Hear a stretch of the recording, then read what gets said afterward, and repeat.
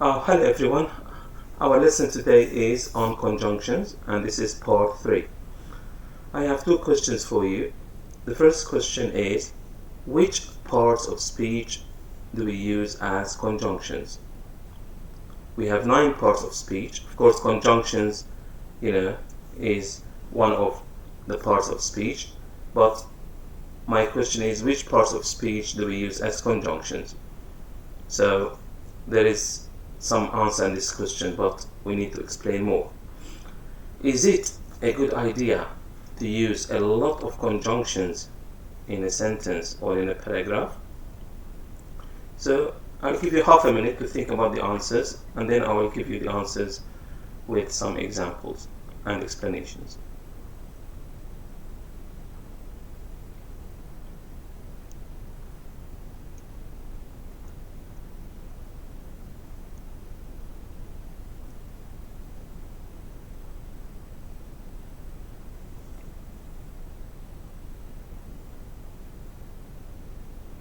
Ready? Okay. So which parts of speech do we use as conjunctions? Now, conjunctions are, a part of speech. So fanboys conjunctions and other conjunctions are used, to join sentences. So fanboys conjunctions, I explained fanboys conjunctions in part 2. And we have other conjunctions, and again these conjunctions are parts of speech. All conjunctions are parts of speech, all of them. So in addition, moreover, therefore, these are conjunctions and they are parts of speech. If you look at this sentence, how do we use in addition in English? How do we use in addition in English?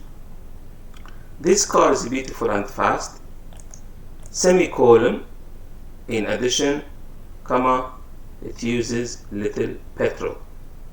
So I have one simple sentence and another simple sentence. In the middle, I put in addition. What do I put before in addition? I put a semicolon. And what do I put after in addition? I put a comma. Why do we use in addition? I use in addition if I want to add more information in the second sentence to the first sentence. Number 2, relative pronouns. So pronouns are parts of speech, and I explained this in my videos on parts of speech. But which pronouns do I use? I use relative pronouns as conjunctions. So what is relative? What's the meaning of relative? Relative means, if I say this relates to this, it means it's connected with it, it's joined with it. So relative, it means it joins things together. Pronoun, what is a pronoun? A pronoun is a word which takes the place of a noun.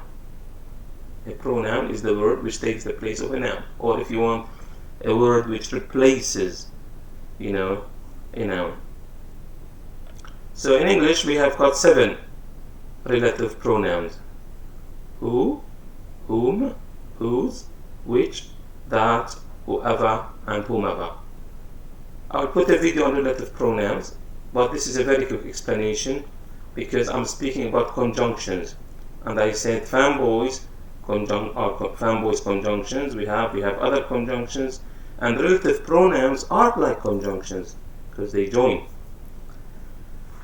So the king whose car was stolen helps people. So if you think about this sentence, why I write it 2 times? Because we have 2 sentences. The king helps poor people. His car was stolen. So we have 2 things. It's funny, like a king, has a car and the car is stolen. But it's a sentence, So the king helps poor people, and the king, again, second sentence, his car was stolen. So we have something similar, like the king and his car. The first sentence, the king, the second sentence is his car. So what I do, I delete his and I put whose, and then I join the 2 sentences with whose. So the king whose car was stolen helps poor people. So king takes the place of a noun, and whose takes the place of a noun. That is why I call it a conjunction. And whose again joins two sentences, and that is why whose is a relative pronoun. Again, this is a quick explanation. I will give you more explanation on relative pronouns in a video. Conjunctive adverbs, all these are conjunctive adverbs. Again, conjunctive, why are they conjunctive? Because they join sentences.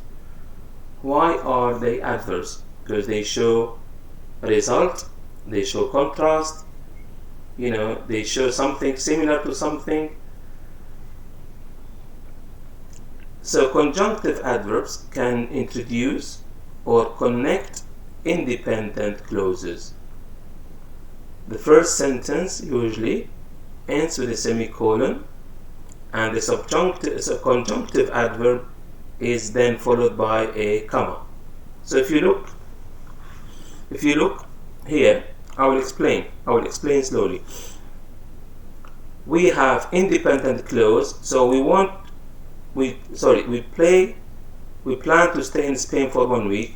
This is an independent clause. And then I put a semicolon after it, and then I put the conjunctive adverb, which is however, and then I put comma, and then I put independent clause. So what is an independent clause? What is an independent clause? It means I can use it on its own. Or it can stand on its own. It doesn't need another sentence with it. I can say, we plan to stay in Spain for 1 week, full stop. So this sentence is independent. It has a meaning, it's complete, it can stand on its own, and it doesn't need another sentence, or it doesn't need more information to complete it.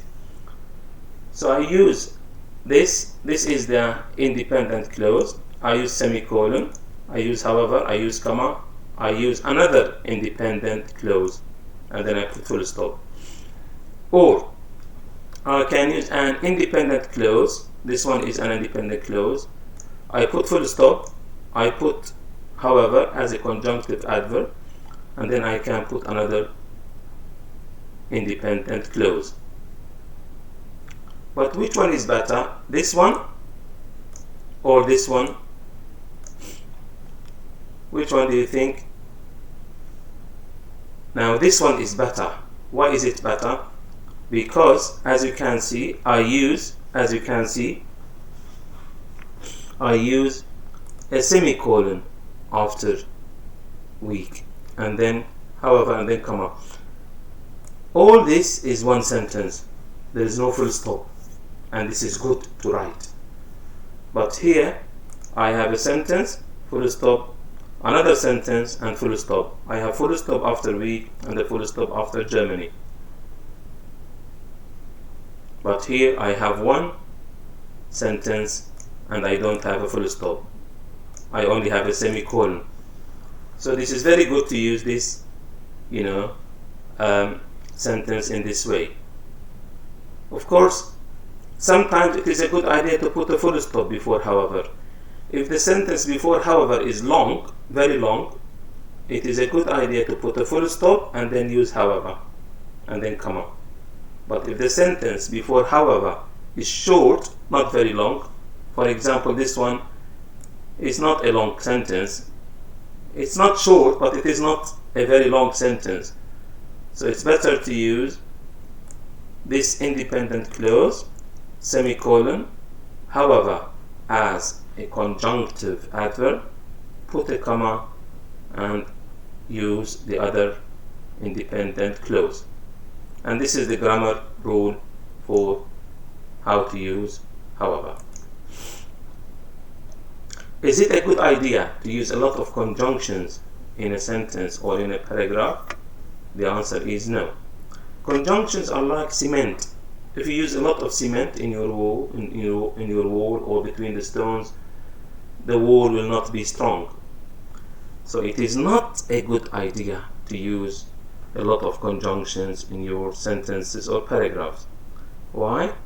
Because using many conjunctions in your sentences or paragraphs can make them weak. The structure of the sentence will be weak, or the structure of the paragraph will be weak if you use a lot of conjunctions. So we have to use conjunctions. They are good, they are useful, they help us to join words, they help us to join sentences, they help us to join paragraphs, yes, but do not use them a lot in your writing or speaking. This is the end of the video. I hope you liked it. This is, as you can see, we are going slowly now from part 1 to part 2 to part 3, but we need many videos to cover conjunctions. But you need to understand these ideas first, the important ideas about conjunctions, and then we go into detail in other videos, and I will show you how you use each conjunction, because we have so many conjunctions in English.